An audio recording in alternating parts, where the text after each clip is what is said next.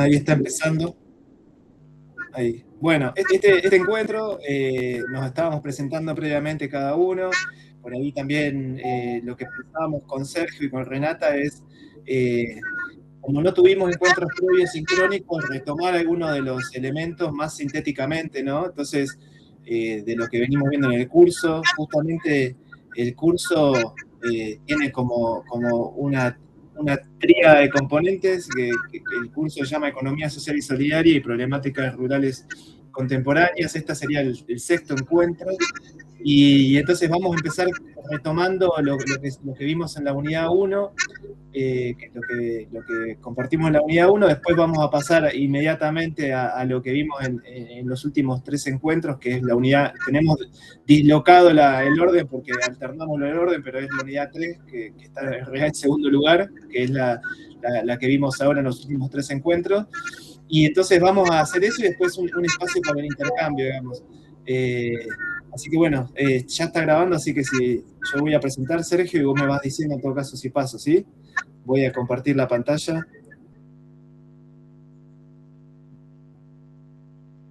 No se te escucha, estás en silencio, Sergio. Dale, le meto nomás, digo. Y Sonia, me parece que ahí si podés silenciarlo, porque hace un ruido medio extraño. Ahí está, buenísimo. Perfecto.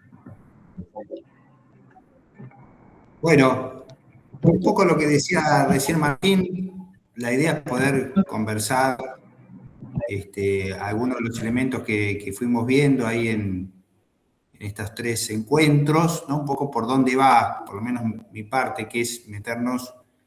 Seguramente todos tenemos distintas ideas sobre lo que es el agro argentino, los sujetos sociales dentro del agro argentino, algunas de las transformaciones que se han venido dando, cambios en este último tiempo, y después muy, muy rápidamente comentarle esto de las formas de organización para la comercialización, ¿no? De forma más solidaria, ¿no?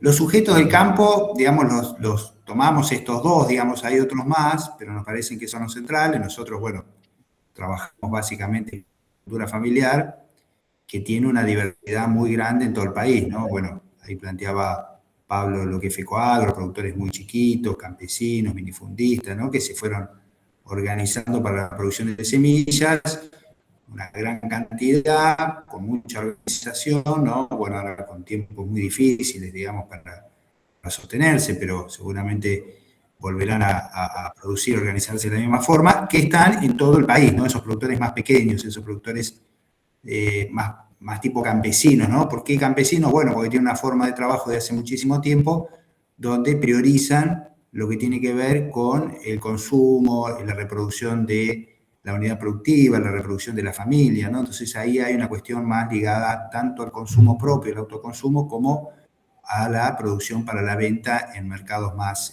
locales, o en el caso de Fecoagro sería algo que en general no es tan común, que es organizarse para la venta al Estado Nacional, bueno, de otra manera, ¿no? Pero en general hay un tipo de agricultura familiar que se encuentra en muchas economías regionales, que es esa economía más pequeña de sobrevivencia, de autoconsumo y parte de venta excedente. Después hay otros productores de la agricultura familiar, más allá que tiene mucha diversidad, que sería como la otra punta, que son esos pequeños, esos productores que son más capitalizados, que siguen teniendo una lógica de producción familiar, ¿no? Los chacareros pampeanos, productores colonos en Misiones, Entre Ríos, bueno, en distintos lugares, que tienen un mayor grado de capitalización. ¿Qué decimos cuando hay capitalización? Bueno, que tienen un poco más de tierra, tienen algunas máquinas más, unos fierros que están un poco más insertos en la formalidad de los bancos públicos, tienen algún financiamiento, cooperativas que han podido ir dando, digamos, todos estos productores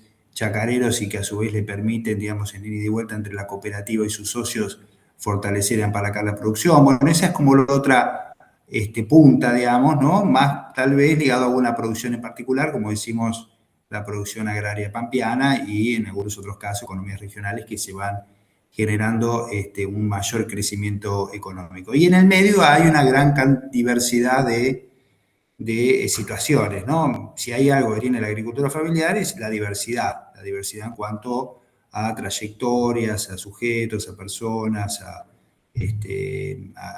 opciones de vida que han tenido. Lo que por ahí sí, como cuestión general, uno podría decir, bueno, son productores muy mayoritarios en la Argentina, más del 60%, digamos, de los productores son de la agricultura familiar, tienen problemas estructurales importantes, como es el tema del acceso a tierra. Ese 60% tiene menos del 13% del acceso a tierra, digamos, ¿no? De la propiedad de la tierra o el uso de la tierra.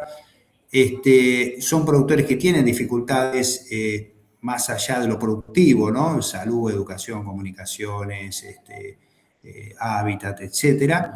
Y tienen problemas también de financiamiento y comercialización, ¿no? Generalmente, bueno, los financiamientos muy poco, casi nulo, o por vías informales, y la comercialización generalmente es asimétrica, entonces tienen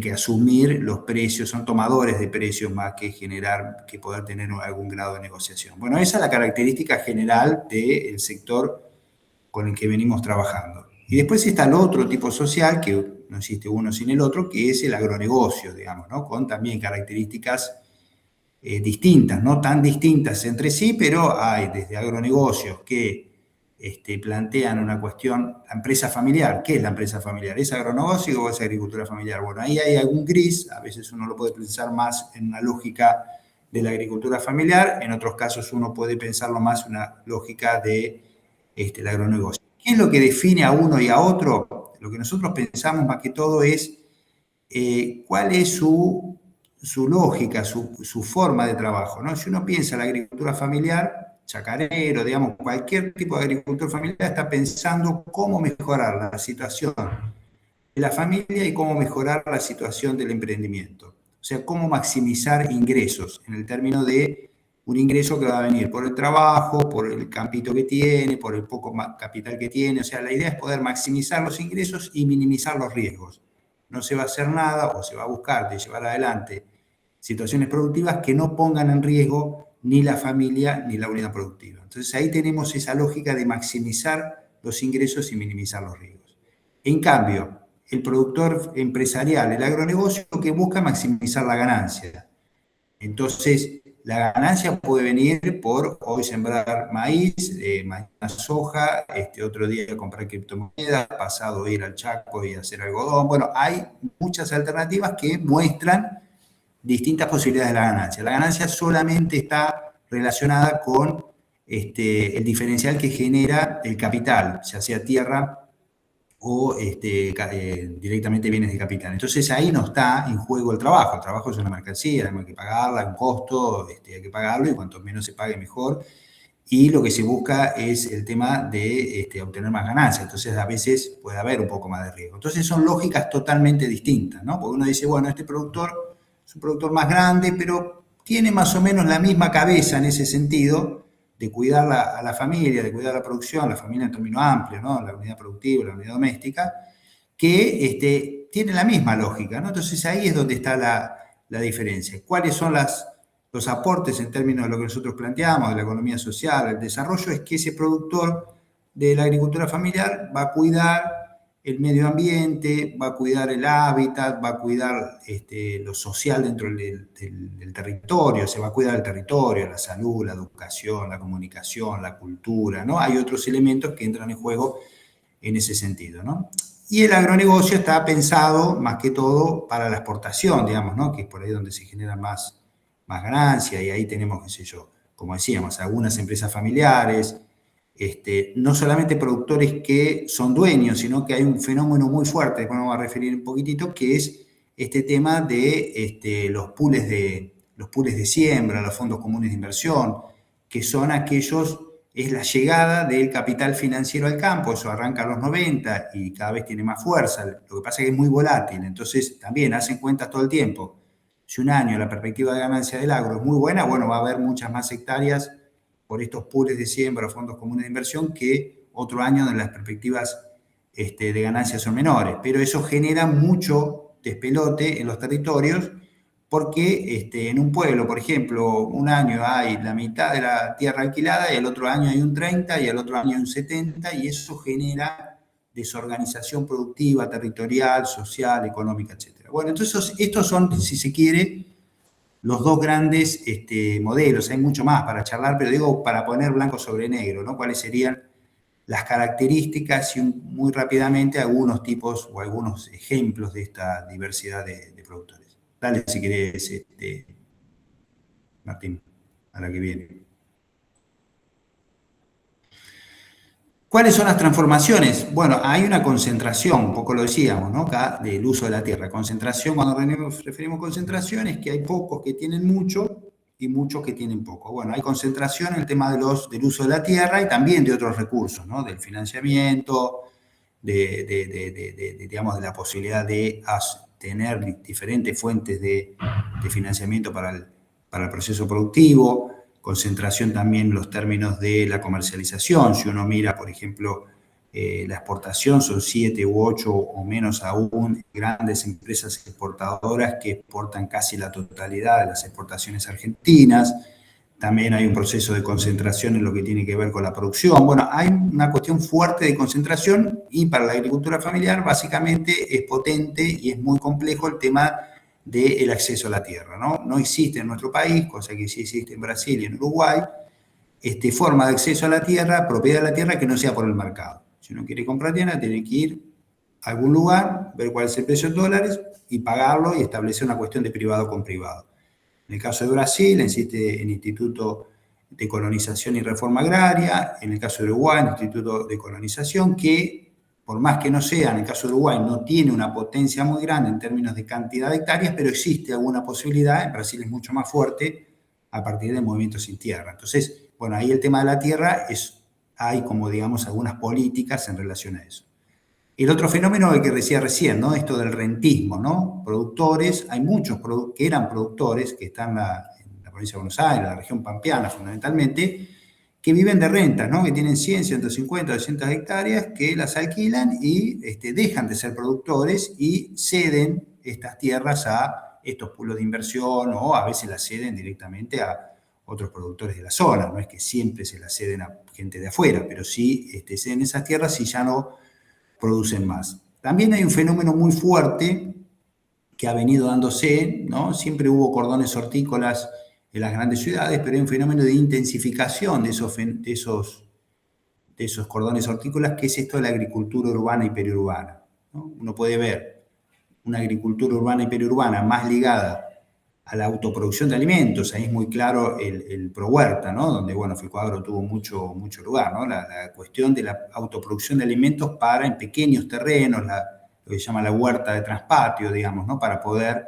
generar un alimento propio para las familias, en algunos casos con organizaciones, con alguna venta de excedentes, pero también ha habido, digamos, una fuerte intensificación de una producción más pensando el mercado, ¿no? Que es todo el fenómeno, si se quiere, de la horticultura y de la fruticultura, pero fundamentalmente de la horticultura. Por ejemplo, nosotros lo conocemos, que vivimos acá con Martín de La Plata, todo el crecimiento tan fuerte que ha tenido La Plata, pero está en Mendoza, está en Mar del Plata, está en Bahía Blanca, sigue para el sur, ¿no? Con un fuerte fenómeno migratorio, ¿no? Con la colectividad básicamente boliviana, que ha tenido una fuerte dinamización de todo este proceso, que va en todo el país. Entonces, bueno, ahí hay un crecimiento muy grande de productores y productoras que se instalaron, que están, muchas productores hace más de 20 años, los hijos en algunos casos siguen la producción, pero en otros casos también estudian en las universidades y seguramente ya se han recibido y se recibirán. Digamos, hay todo un proceso de migración muy fuerte que ha impactado y sigue impactando hasta ahora en lo que tiene que ver con una producción que es de mucho volumen,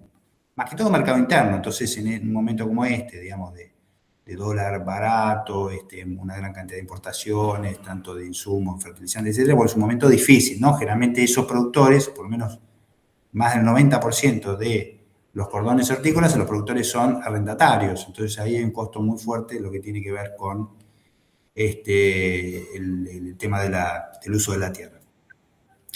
La organización de productores y productoras es otro capítulo muy importante. Ahí solamente nos vamos a referir que ha habido, digamos, organizaciones de la agricultura familiar. No hay 4 organizaciones clásicas, gremiales, del agro argentino. La primera que se constituyó fue la Sociedad Rural Argentina.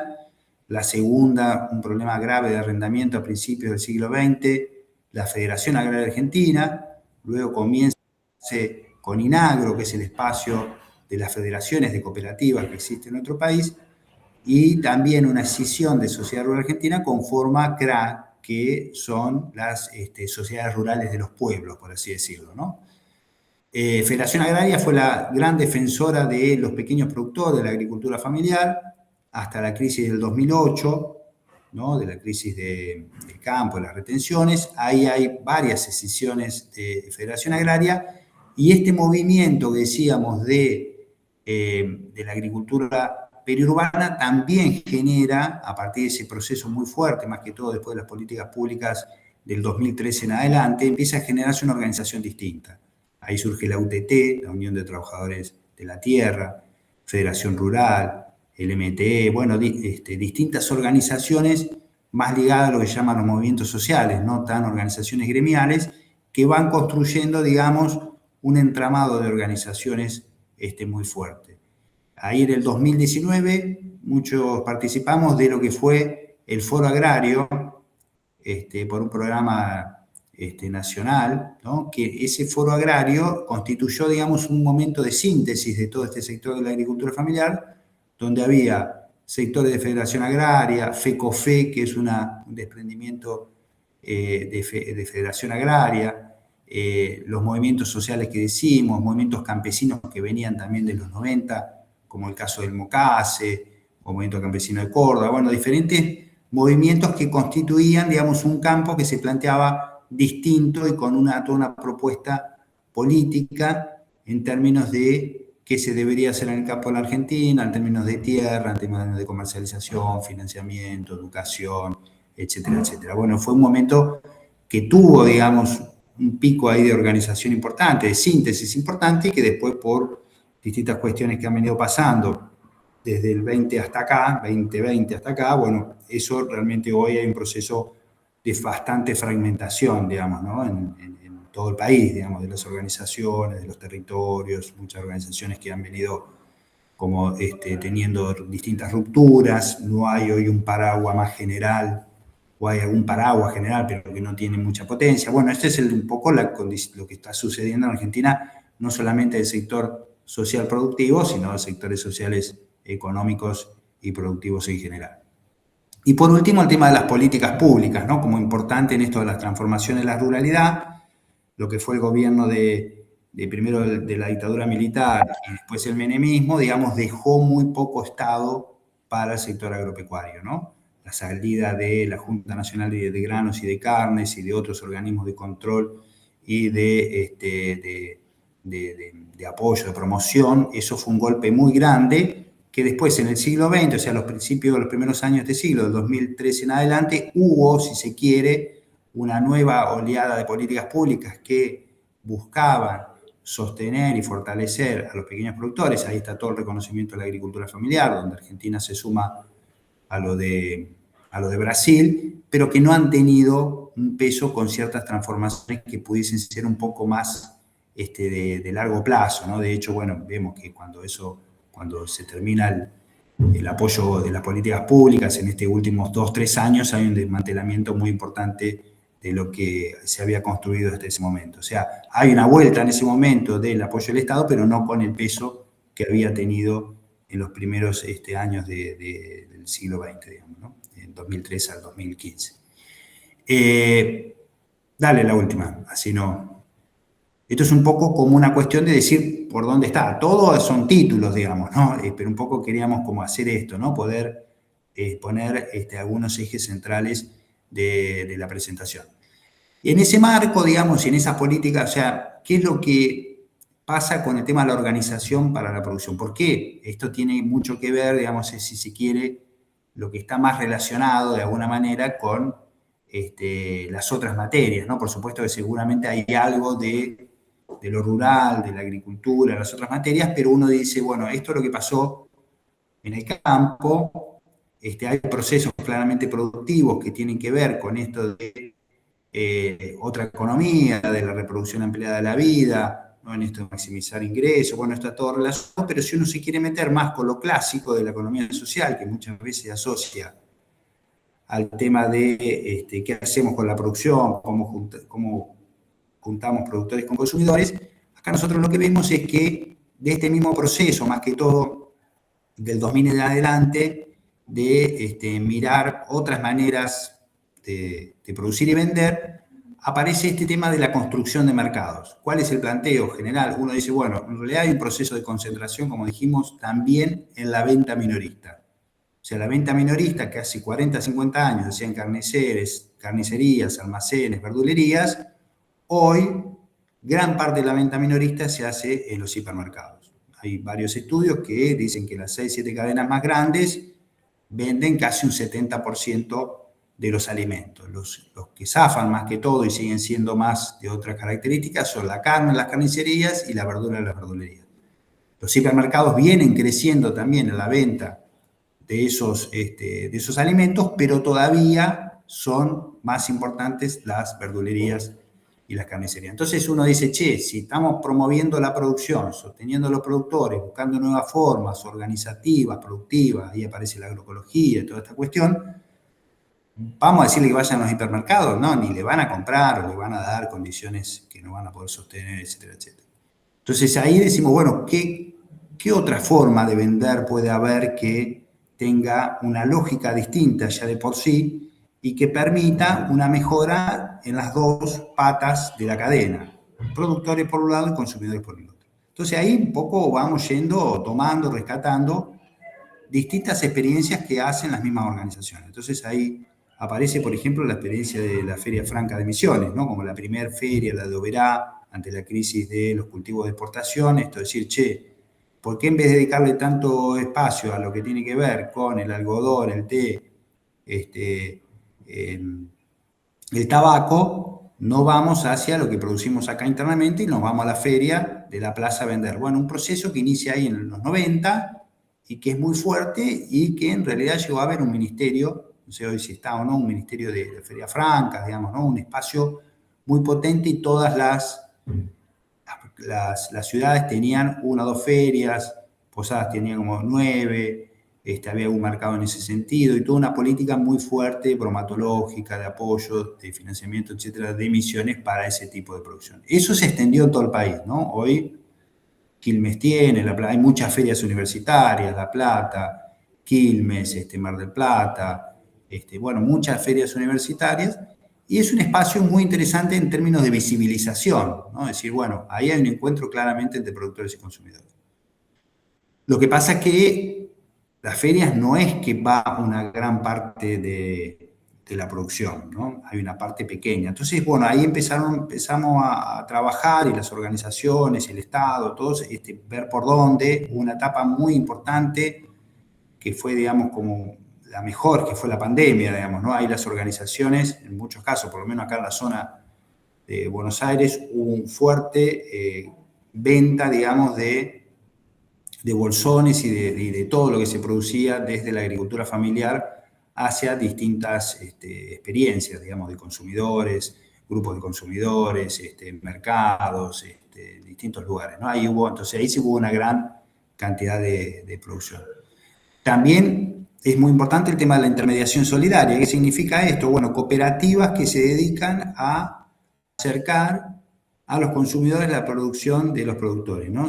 No con una lógica de ganancia, no como el hiper o como otros supermercados, sino con una lógica de construir esos puentes y generar ingresos que permitan sostener ese proceso y generar trabajo para aquellos que hacen esa intermediación solidaria.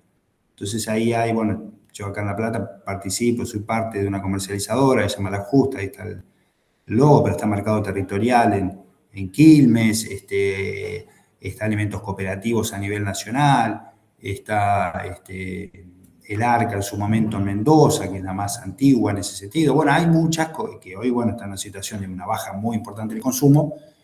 Es difícil, pero siguen estando, digamos, presentes. Y otras formas, la compra pública, por ejemplo, es una gran deuda de nuestro país. Brasil, por ejemplo, tiene todo un proceso que ni con Bolsonaro paró, digamos, de compra pública. Es necesario, sí o sí, que los hospitales, las escuelas, las cárceles, los comedores escolares, bueno, todos compren una parte, aunque sea, porque siempre está el tema, ahí hay como 2 grandes problemas. Uno es el volumen que hay que abastecer, que a veces que no es posible por parte de la agricultura familiar todo junto, y el otro el tema de los pagos, pero que es una necesidad realmente importante para poder despegar en ese sentido. Como otras maneras, ¿no? Esto hay que ser abierto y hay que pensarlo, o sea, para adelante tenemos que ver, cuando cambie la cuestión, es qué otras maneras puede haber, digamos, que mejoren la condición de esos dos polos que decimos, consumidores y productores. Y también en algún caso puede haber acceso a mercados, ¿no? También en algún caso cooperativas más grandes, etcétera, que puedan acceder a mercados que son más del capital, ¿no? Pero que uno pueda, por organización, por precio, por nicho de mercado, por lo que se pueda llegar a estar en otros espacios que son importantes llegar. Y la última, Tincho.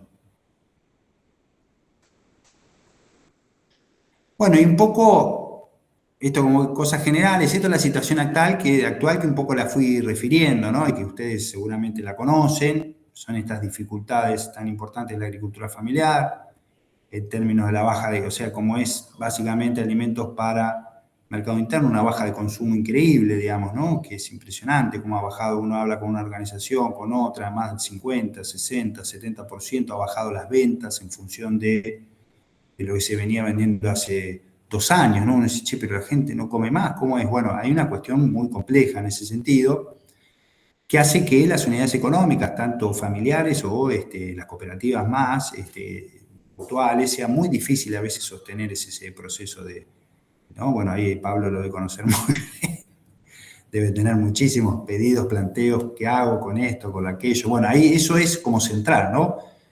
Este modelo económico de monetarista, de contracción del consumo y solamente de financiarización lleva a esta situación que es muy, muy compleja de salir, y eso sumado a la destrucción del Estado a nivel nacional. Nosotros en Provincia de Buenos Aires hay un Estado que tiene fuerza, tiene movimiento, pero también sufre el embate del cierre de la canilla del Estado Nacional, que hace que, bueno, hay mucha política pública, pero hay pocos fondos en ese sentido, entonces es muy difícil también poder apalancar a aquellas organizaciones, unidades económicas están en dificultad. Entonces, bueno, ahí, como el planteo es lo que se viene dando, digamos, es difícil, sabemos, pero esto de poder sostener todo lo que se pueda sostener, digamos, ¿no? De las organizaciones, de los lazos solidarios, desde poder ver de qué manera se puede aguantar, digamos, ¿no? Resistir, aguantar, estar en esta etapa como para poder pensar que un futuro va a venir, y a su vez también, ¿no? Un poco más difícil también, pero parece que es importante hacerlo, es bueno ver qué cosas hicimos mal y qué cosas podemos mejorar, digamos, o cómo podemos darle la vuelta. O sea, es un momento de aguantar, de resistir, pero a su vez pensar el futuro, digamos, ¿no? Con la experiencia que hemos tenido, buenas y malas. Entonces, bueno, en ese sentido, me parece que es el momento actual. Bueno, esto por ahora como algunas ideas como para pensar, para tirar. Bueno, me saqué la imagen porque escucho en algunos momentos que se corta un poco, entonces por las dudas saqué la imagen. Voy ahora a pasar a la segunda parte, así podemos después tener algún momento de intercambio. Ahí voy a compartir la pantalla, a ver, compartir pantalla completa. Entonces, básicamente algunas cuestiones que fue diciendo Sergio, digamos, solo las voy a nombrar, digamos, pero claramente hay un proceso que él describía, digamos, que lo que algunos autores llaman esta reestructuración económico-productiva que se da a partir de los 70, digamos, y 80 con fuerza, básicamente que los países centrales pasan a ser un eje de ordenamiento del sistema agroalimentario. Ahí tenemos algunos en la cual modifican su rol con los países de la periferia, digamos, con los países periféricos en términos de impulsar una comoditización, digamos, una producción hacia la exportación. Y esto es evidente en la región, digamos, nosotros ubicamos la situación argentina dentro de los que pasan los procesos latinoamericanos. Ahí tenemos algunos autores que marcan eso en cuanto a los regímenes agroalimentarios, digamos, podemos pensar en Blanca Rubio, que justamente da cuenta de estas modificaciones, ¿no? Ella también plantea que hay una transición global, una disputa a nivel global acerca de de alimentos para qué, digamos, por eso se inserta en diálogo con lo que justamente planteaba recién Sergio, ¿no? O sea, justamente lo que ella describe hacia los 2000, digamos, o sea, particularmente hacia los 2000, es que hay de parte de Estados Unidos en esa transición global un ejercicio de financiarización de la producción agroalimentaria, ¿no? Y como una forma de estrategia de dominio global, donde él lo describía también, Sergio, en el caso específico de cómo se plasma eso en el agro argentino, digamos, pero básicamente tiene como raíz la entrada ya progresivamente, históricamente, a partir de los años 70 con fuerza, progresivamente, un avance de la lógica financiera sobre lo agrario. Son justamente ámbitos que se empiezan a articular y ahí empieza la especulación, digamos, justamente en todo caso, los pools de siembra que, como describen algunos autores, que básicamente son estos fondos de inversión o pools de siembra que reúnen inversores, no necesariamente vinculados a lo agrario, digamos, pero que entran a terciar, a buscar rentabilidades mayores que en otros ámbitos. ¿Por qué se da a partir de los 2000, digamos, lo que describen estos autores? Nombrábamos recién a Blanca Rubio, que es de México, pero podemos pensar autores del ámbito local, que lo que describen básicamente es cómo, particularmente a partir con fuerza del 2008, la crisis financiera internacional, hay un proceso de búsqueda de lo que algunos autores llaman el land grabbing, digamos, el acaparamiento de tierras, como una forma de comprar tierras o arrendarlas previamente, pero en los 2008 cambia eso más fuertemente. La compra de tierras se da también como una forma de preservar valor en las inversiones, digamos. Eso también es un elemento a tener en cuenta en lo más reciente, digamos, en la historia más reciente, digamos. Ahora bien, en el punto, digamos, esto es como el panorama de lo más reciente, pero justamente en la unidad 3 que compartimos, digamos, dentro de este curso de Economía Social y Solidaria, en las problemáticas agrarias y rurales contemporáneas, digamos, tenemos un autor que traemos para pensar qué pasa con alguna de las formas asociativas, digamos, porque, como recién decía Sergio, en el sujeto social de la agricultura familiar, que muchas veces esto tiene solapamientos con otros sujetos sociales, digamos, porque no es una diferenciación tajante en sus características, pero hay un trabajo que tenemos en la unidad 2, digamos, y varios trabajos que dan cuenta de qué pasa con las formas cooperativas, que es una forma, entre muchas otras, de asociativismo, ¿no? Las cooperativas agropecuarias. Entonces, lo voy a hacer muy sintético, digamos, pero podemos pensar en que hay distintos momentos del cooperativismo agropecuario en Argentina, ¿no? Entonces, hay un momento de nacimiento, digamos, con un fuerte peso de... Mario también plantea eso, Mario Latuada y Mauricio Renault, esta particularidad de la geografía del país, como charlábamos recién. Estos procesos por ahí tienen más carga en términos de cantidad de asociaciones en lo que llamamos la región pampeana, digamos la región centro, la que más está inserta en el modelo agroexportador desde su inicio, digamos, con modificaciones y demás, pero lo que nos interesa es pensar que claramente esto es, muchas veces tiene diferenciaciones regionales y productivas muy, muy particulares que no debemos, digamos, soslayar, digamos, que en todo caso por ahí vamos a marcar algunos trazos que tienen un sesgo particular, que es que en general por ahí habla más de un proceso con más peso de la región pampeana, pero hay situaciones disímiles en nuestro país, digamos, eso es importante, creemos que es importante señalarlo. Entonces, el nacimiento del cooperativismo se da básicamente con esta presencia fuerte de migrantes europeos que constituyen hacia fines del siglo XIX las primeras cooperativas agropecuarias, digamos, y que tenemos, fijémonos, en 1937 había 278 cooperativas y unos 42.000 asociados.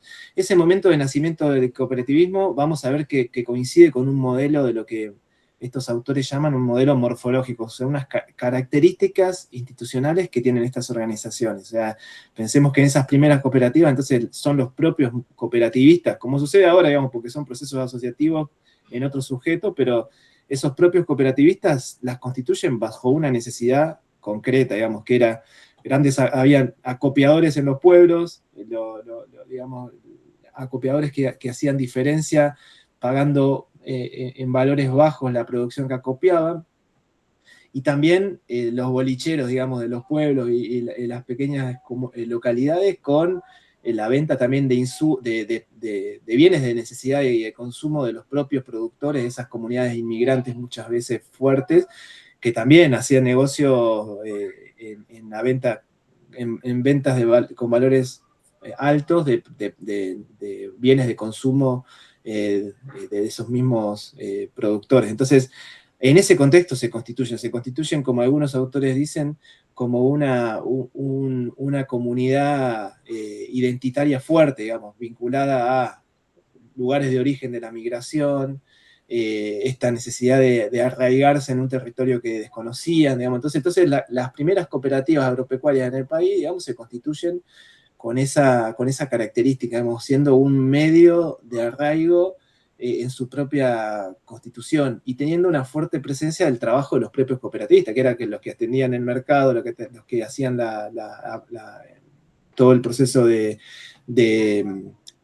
acopio, eran los propios cooperativistas. Después hay un proceso de crecimiento y consolidación que le llamamos, que es durante el periodo peronista, digamos, el primero y el segundo peronismo, digamos, que se da lo que algunos autores como Graciela Mateo identifica como un crecimiento de la cantidad de cooperativas que llega a quintuplicarse, digamos. Veamos que habían 278 en 1937 y para 1955 había 1.484 cooperativas y unos 325.000 asociados. Entonces ahí tenemos un proceso de crecimiento que tiene que ver también con un proyecto de país, digamos, ¿no? Esto que decía recién Sergio, desde ese peronismo histórico fue mutando la visión sobre el cooperativismo, pero había claramente una intención de que las cooperativas fueran un medio para el acopio de producción. Pensemos que era un país que justamente necesitaba viabilizar esa producción para la exportación. Además, el peronismo tuvo una política de comercialización específica, digamos, el IAPI, la construcción de todo un sistema de comercialización pensando en para qué esa producción agropecuaria y en vínculo con un proyecto, un modelo de país. Y también, en tanto las cooperativas eran un medio para la tecnificación agraria, digamos, eran un medio para incorporar tecnología, que de hecho el segundo peronismo, digamos, el segundo gobierno peronista histórico, lo hizo justamente, tuvo entre sus problemáticas aumentar la productividad agraria. Era un eje de gobierno, era ese, digamos, las cooperativas eran un canal para ese proceso también. Entonces, se quintuplican, hay un crecimiento fuerte y eso implica también lo vamos a ver ahora en la próxima imagen, también una construcción de una estructura administrativa, mayor capacidad de acopio, ¿no? O sea, ese va de la mano ese proceso. En el tercer momento, que viene después del peronismo y llega hasta los años 70 y 80, hay un proceso de estancamiento y debate organizacional, digamos, que empezamos a ver una progresiva caída de la cantidad de cooperativas, que hay un estancamiento en cuanto a sus actividades, también un límite a la expansión. Y el debate organizacional tiene que ver justamente porque va de la mano de una estructura social agraria, digamos, de productores que empiezan a encontrarse en dificultades para poder sostenerse en el medio agrario. Pensemos que justamente la base de estas cooperativas son los pequeños y medianos productores, digamos, justamente son los que necesitan asociarse, digamos, los otros tienen sus canales, como decía Sergio al inicio, tienen sus canales en las grandes comercializadoras, tienen sus canales en las organizaciones gremiales reivindicativas como la sociedad rural, digamos, entonces esta diferenciación la debemos hacer. Entonces, en ese momento de estancamiento y debate, también los productores en un momento económico y productivo de dificultades para sostenerse, muchas veces empiezan a operar con empresas privadas, con no entregando toda su producción a las cooperativas también empiezan a tener dificultades para sostener las finanzas o los posibles apoyos en la compra de insumos para los productores. Entonces ahí tenemos un tercer momento. Y el último momento, digamos, de crisis y reconversión es el momento que se abre a partir de los años 90 y 80, que llega de alguna manera hasta la actualidad con algunos giros, pero que tiene que ver básicamente con la crisis de gran parte de las cooperativas. Hoy en día los números son, los números más recientes son de fuentes que en realidad no terminan de ser del todo claras, porque hay un censo, por ejemplo, del INAES que da cuenta de una cantidad de cooperativas, pero cuando uno va a ver la metodología, la base metodológica no es muy clara, y en realidad no fue censal, sino que fue que un montón de cooperativas quedaron por fuera. Eso lo dice también el censo. Entonces, digamos, si bien algunos autores pueden decir que hay un cierto estancamiento, yo encuentro que hay una caída en la cantidad de cooperativas, y esto tiene que ver con la reconversión, con que, por ejemplo, hay organizaciones como la Asociación de Cooperativas Argentina, ACA, que ante la caída de sus cooperativas, digamos, también ante una determinada perspectiva de la propia organización, decide incorporar también esas cooperativas que se fundían y cerraban sus puertas. Las incorpora, por ejemplo, durante los años 90 como lo que le llaman Centro de Desarrollo Cooperativo, ¿no? Entonces, lejos de abandonar el territorio, lo toman como un territorio sin ejes participativos como cooperativa miembro de esa organización de segundo grado, pero daba cuenta de un proceso de crisis de ese modelo. Entonces, este transcurso que estoy tratando de hacer como sintéticamente, lo que nos lleva hasta el contexto actual, digamos, que hay algunas transformaciones que lo señalan los autores. Primero, que las cooperativas agropecuarias son centralmente pampeanas en términos de cantidad e importancia, pero hay cooperativas, como decíamos, agropecuarias en todo el país, que se han vuelto con un centro en lo ganadero y agrícola, digamos, también por esto que comentaba Sergio en la presentación que hacía antes, y que hay menos cooperativas y menos asociados, digamos, también como un dato, en esta especie de gráfico que podríamos dibujar entre a mediados de siglo un punto alto y después empieza una caída progresiva, ¿no? Entonces, sobre esto también los autores plantean 3 modelos morfológicos, ¿no?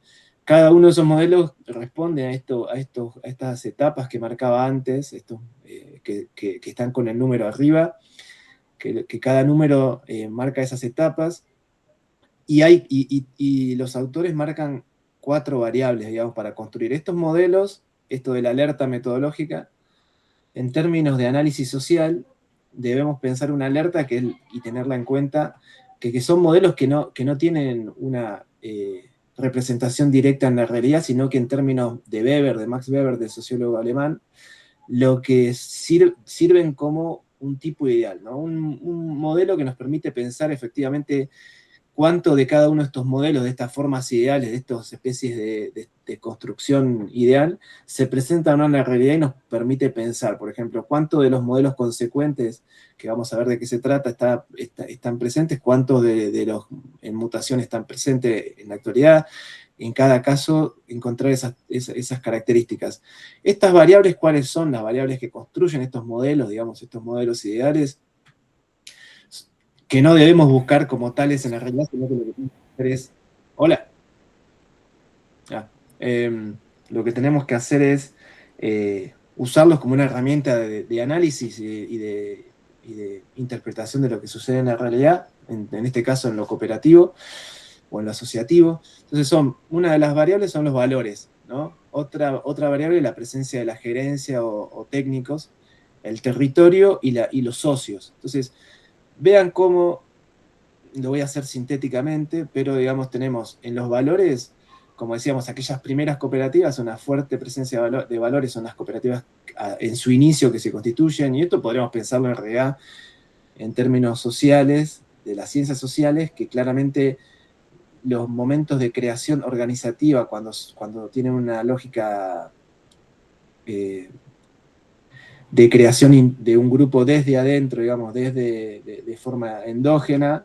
En general, la fuerza de esa creación repercute en que haya mayor presencia de valores, en este caso los valores cooperativos de la matriz europea, digamos, de determinados principios de correspondencia entre la acción económica y la práctica individual. Entonces, tiene en cuanto a valores una gran fuerza, en cuanto a este primer modelo que se llama organización institucional consecuente, que es el primer modelo. La gerencia tiene bajo desarrollo, ¿por qué? Porque como describíamos antes, había una fuerte presencia de los socios que con una estructura muy chica resolvían esas necesidades. El territorio es un territorio local, digamos, son organizaciones que atienden a su territorio de cercanía, y los socios están muy presentes en esa organización, son los que toman las decisiones diariamente, son los que llevan adelante parte de los trabajos de gestión de la propia organización. Ahora bien, el segundo modelo es lo que es OIP, Organización Institucional Paradojal, es el que se da, como decimos, en el segundo momento, digamos, ya hacia los años, durante el peronismo hasta el 55, digamos, si bien no podemos marcar un año de quiebre, sino que lo estamos pensando en esa etapa, digamos, hay un aflojamiento, una relajación de los valores en términos de que empiezan a operar los socios con otras organizaciones, no son totalmente consecuentes con su organización. Hay una presencia, un aumento de la presencia de gerencia y de estructura de trabajo no propio de los socios. Hay un territorio local regional, o sea, estas cooperativas empiezan a expandirse con estructuras fuera de su localidad, de su pequeña localidad. Y hay una presencia variante de los socios, digamos, hay una presencia, esto que charlábamos en la filmina anterior, ¿no? Entre operar alguna parte de su producción con la cooperativa y operar la otra con empresas de mercado, digamos, privada, capital privado. Finalmente, el último modelo es organización institucional en mutación, que básicamente es una organización que responde al periodo neoliberal, digamos, y que tiene como característica tener baja presencia de los valores, y en todo caso que eso esté vinculado a cierta racionalidad económica, ¿no? O sea, los asociados entregan más o menos producción porque hay determinados incentivos económicos, por ejemplo, en cuanto a la posibilidad de que se le dé devolución de parte de capital, a la posibilidad de que se le financie más o menos desde la cooperativa. La gerencia tiene un rol importante y también ocupa en muchas experiencias cooperativas de este tipo lugares en la propia toma de decisión y la construcción de decisiones. El territorio es un territorio regional y extrarregional, digamos, que muchas de estas cooperativas se expanden más allá del territorio regional a otros territorios. Y los socios tienen una baja presencia, digamos, también, que eso se puede observar no solo en la participación en las asambleas generales, digamos que es el momento anual de elección de autoridades, y también depende cuál sea el estatuto de la cooperativa, de determinar y balancearlo y hacer un balance sobre lo que la cooperativa fue haciendo durante el periodo. Pero entonces ahí tenemos en general esa disminución de la participación. O sea, para esto pensaba algunos fragmentos que tomo de entrevistas y de una fuente, digamos, que nos permitan poner en palabras de cooperativistas o en el propio documentos estos modelos, ¿no? Entonces, un miembro de un consejo de administración de una cooperativa de Santa Fe, voy a leerlo textualmente: un conflicto continuo es el del financiamiento. ¿Hasta dónde apoyar al productor? Cuando el numerito dice que no va, querer darle para ayudarlo, a ver, una cosa es cuando no da y estoy en el borde, otra cuando estás en el medio del río tragando agua. Lo más sano es decirle en ese momento, basta, ¿no? Entonces, esta es una entrevista del 2016 y da cuenta de un modelo, digamos, justamente un modelo en el cual podríamos situarlo, seguramente ustedes lo estuvieron pensando, que tiene que ver con el modelo justamente de mutación, digamos, ¿no? Donde la cooperativa pone en términos de racionalidad económica, capitalista, cuáles son las acciones a tomar, porque en este caso en términos de financiamiento, ¿no? O sea, prestar o no prestar tiene que ver con un análisis económico de la estructura del productor, lo cual no quiere, digamos, no estamos poniendo ni mal ni bien, sino caracterizando el modelo, ¿no? Y ahora el otro es un texto más antiguo, digamos, es del año 62, de un boletín. Dice, es necesario que todos los socios que se encuentran involucrados en la categoría de ventajistas recapaciten y lo hagan con tiempo, que piensen 2 veces antes de dar un paso en falso. Si se tiene conciencia de que se hace mal, ¿por qué no se usa esa conciencia para hacer bien? Para sí mismos y para toda la familia de buenos cooperativistas que felizmente constituyen la mayoría, ¿no? Da cuenta, ya la presencia de la figura del ventajista, digamos, podría tomar otros nombres, da cuenta, es en el año 62, digamos, da cuenta de este aflojamiento, de esta flexibilización de la acción de los cooperativistas, que pensemos que en el inicio de las cooperativas de comienzo del siglo XX eran cooperativas donde los productores, por su propia pertenencia cultural y migrantes, se aferraban a las cooperativas y también por el momento del modelo económico y productivo, que es el que condiciona todo esto, ¿no? Entonces, ya como para terminar este momento, ya estamos ahí en las 11, compartir que el próximo encuentro va a ser la dimensión territorial de la soberanía alimentaria. Digamos, empezamos con la unidad 2 y bueno, tener un momento para el intercambio.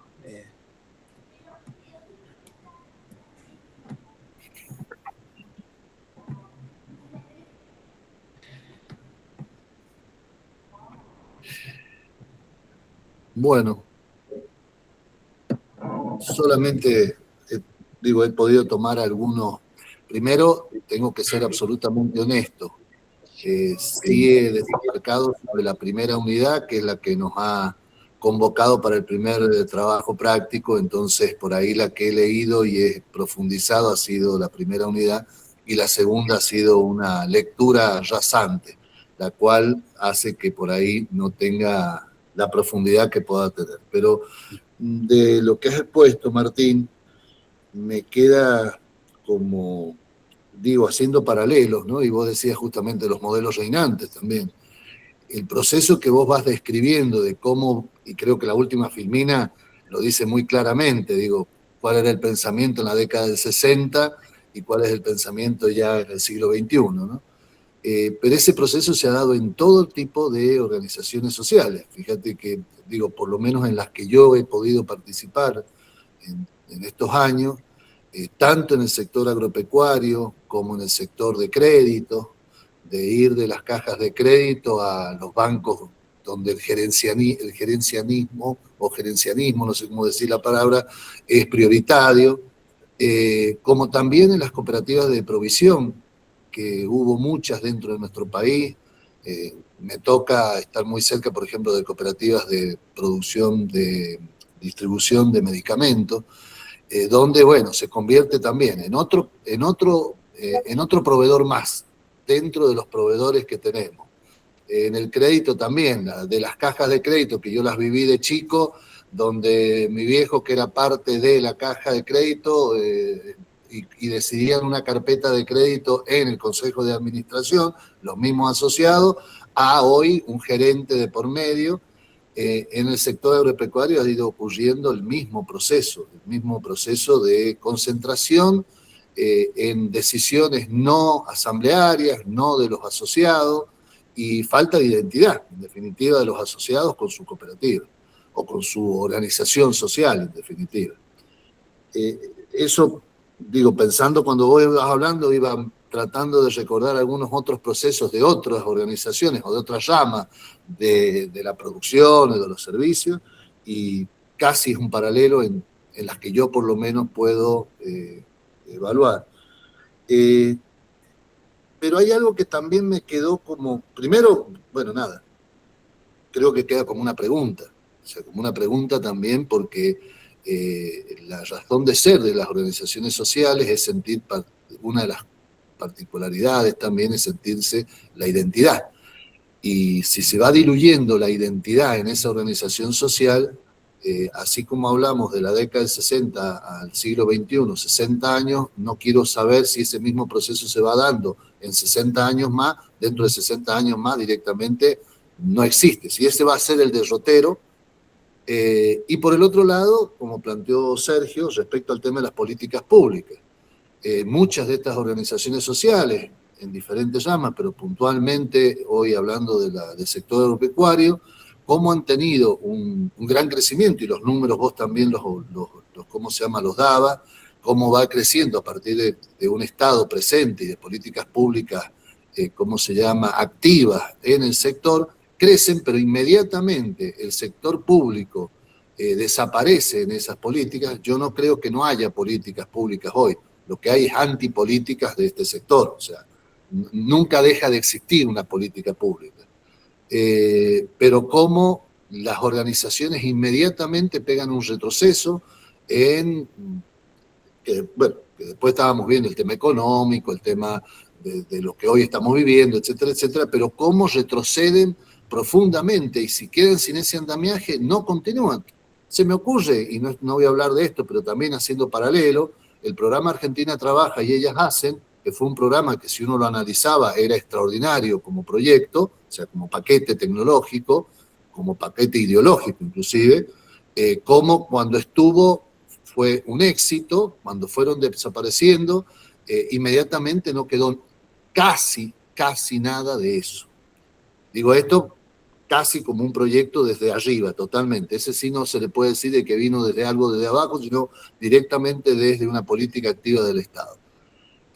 La pregunta que me hago yo con todo este derrotero es que uno cae profundamente en un pesimismo importante. O sea, digo, FECOAGRO, por decir un ejemplo, nació con una política pública, en realidad nace antes de esa política pública, se dedicaron un sector viñatero de obreros rurales que no tenían laburo por la crisis del vitivinícola de la década del 80, empiezan a decir, bueno, tenemos que hacer otra cosa, hagamos semillas, que parece que agroecológicamente nosotros nos da ¿cómo se llama?, las características. Hubo una política de Estado que se mantuvo, imagínate, desde el gobierno de Alfonsín hasta el gobierno de Fernández, o sea, muchos años. Un buen día desaparece esa política pública y esa organización se queda casi sin andamiaje para poder seguir hacia adelante, porque estaba atada o no supieron también, no se supo diversificar y buscar otras alternativas que pudieran de alguna manera diversificar el riesgo, si queremos ponerlo en esos términos. ¿Qué es mi constante? Por un lado, falta de identidad, a partir de que vos has ido, Martín, ha ido relatando, una profunda falta de identidad con la organización a la cual vos perteneces. Y por el otro lado, políticas públicas que cuando funcionan bien, cuando están activas, estimulan y hay un gran crecimiento, y cuando no están, desaparece la organización o casi queda letargada.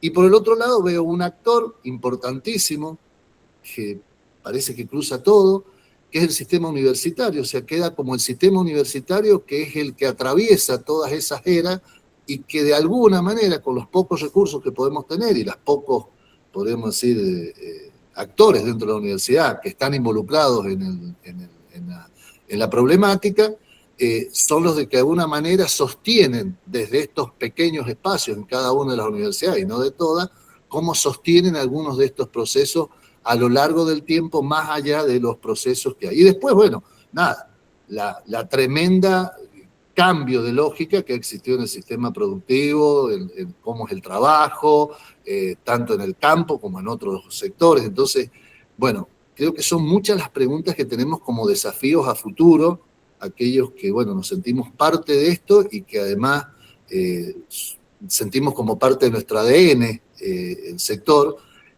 para el futuro, ¿qué planteos nos vamos a hacer? O sea, hoy tenemos, digo, en la década del 70 tenías el 95% de las cooperativas eran cooperativas de producción, servicio, bla, bla, bla, bla, bla. Hoy tenés el 80 y tantos % de cooperativas de trabajo. O sea, otra lógica totalmente diferente que, bueno, atravesó otras. Nada, es solamente preguntas. No tengo, pero sí ¿cómo se llama? todo lo que han ido exponiendo, lo que me genera son más preguntas todavía que, por supuesto, certeza. Bueno, pero eso ya es saludable, digamos. Si generan preguntas. No sé, Sonia, si querés comentar algo. Si no, por ahí, Sergio. Sonia, ¿querés comentar algo? Sí, bueno, ¿Preguntar el algo? compañero, la verdad que hizo bastante explicación, estuvo bueno. Casi prácticamente abordó muchos temas. Habló algo muy importante, me parece que yo también estoy en la situación de estoy leyendo para entender todo esto, porque la verdad que la problemática sobre lo que sería la soberanía alimentaria y la agroecología son las que van de la mano y que hoy en día están en peligro.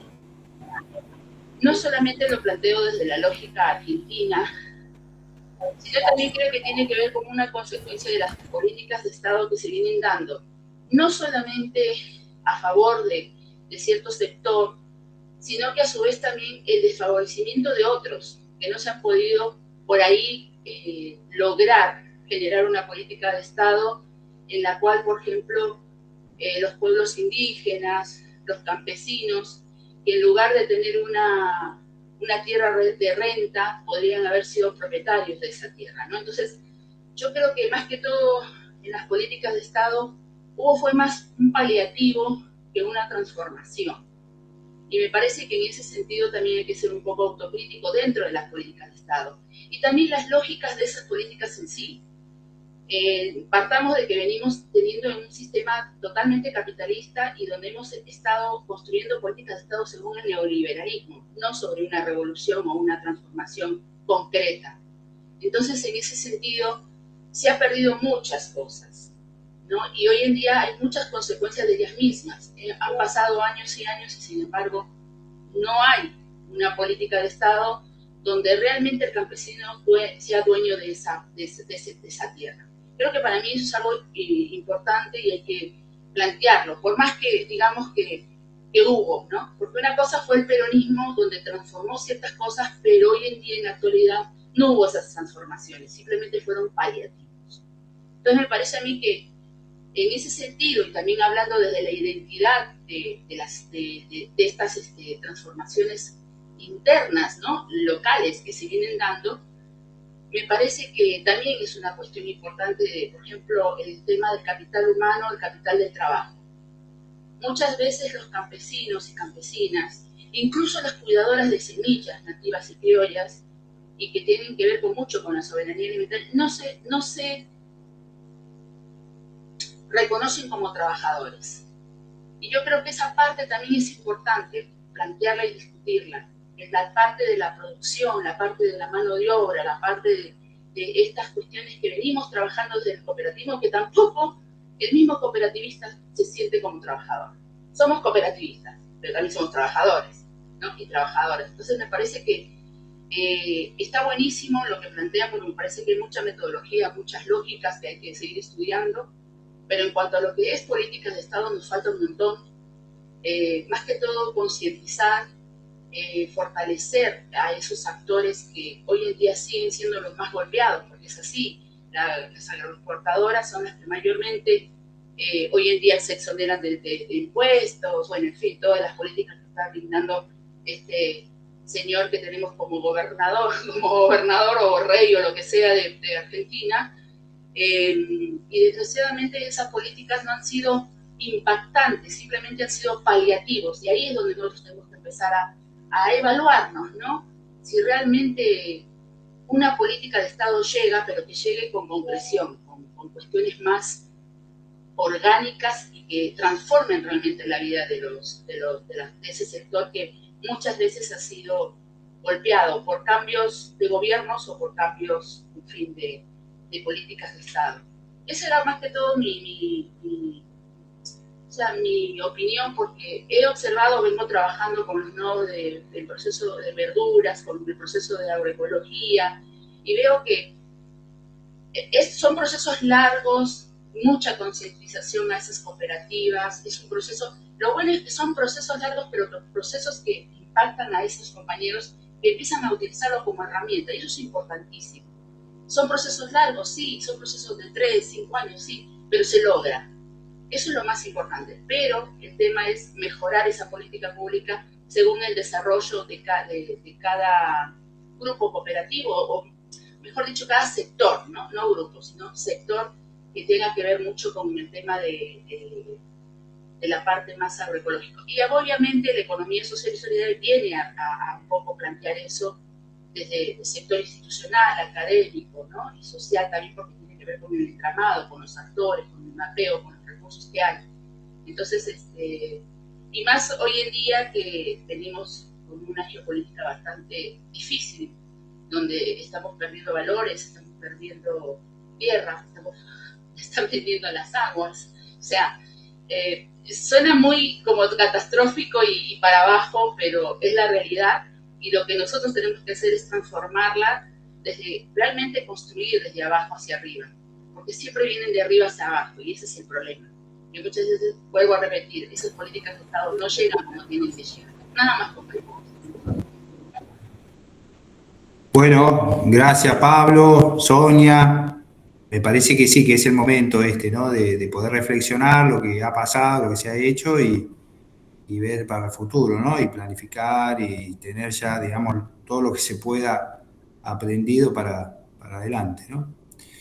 Bueno, vamos a ir cerrando, así lo dejamos acá. Está buenísimo habernos juntado, intercambiado. Parece que está bueno, por ahí a veces nosotros siempre de nuestra cursada intentamos, cuando nos toca dar clases, tener algún espacio que no sea solamente esto de lo asincrónico, digamos, ¿no? Sino de, bueno, tener algún espacio.